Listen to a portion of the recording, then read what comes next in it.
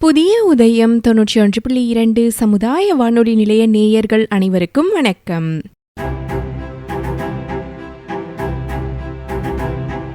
நமது தேசிய கொடியின் சிறப்புகள் குறித்த சுவாரஸ்யமான தகவல்களை இப்பொழுது கேட்கலாம்.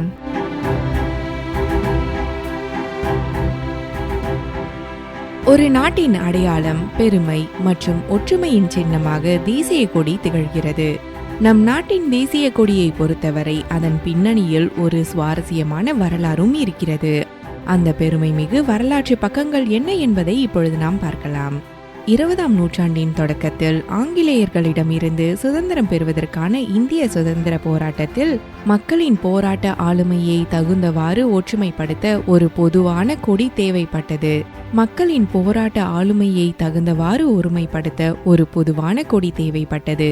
அதன் தொடக்கமாக 1904ஆம் ஆண்டு நிவேதிதா கொடி என்றும் 1906, 1907 மற்றும் 1917 பல்வேறு மாற்றங்களுடன் கொடிகள் பறந்தன.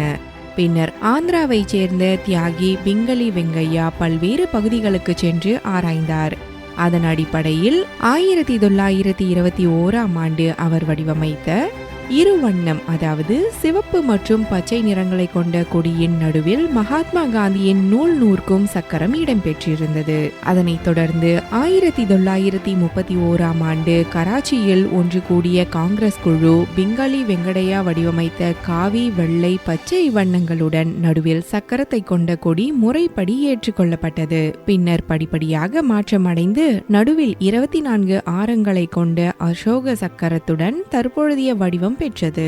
இந்த கொடியை 1947ஆம் ஆண்டு ஜூலை மாதம் 22ஆம் தேதி அன்று இந்திய அரசியல் நிர்ணய சபை அதிகாரப்பூர்வமாக ஏற்றுக்கொண்டது.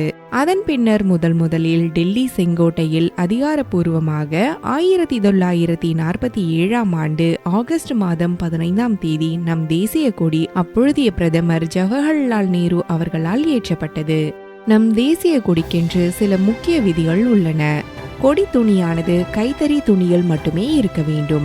பருத்தி, பட்டு மற்றும் ஆட்டு உரோமம், அதாவது உள்ளன், இவற்றில் ஒன்றால் நெய்யப்பட்ட கைத்தறி துணியாகத்தான் அது இருக்க வேண்டும் என்று சட்டமாகும்.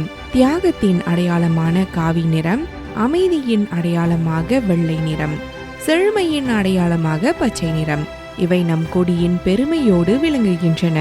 நம் நாட்டின் இறையாண்மையை காட்டும் தேசிய கொடியை எப்பொழுதும் போற்றி வணங்குவோம். அதன் பெருமையை காப்போம். இதுவரை நமது தேசிய கொடியின் சிறப்புகள் குறித்த சுவாரஸ்யமான தகவல்களை கேட்டீர்கள். நன்றி நேயர்களே.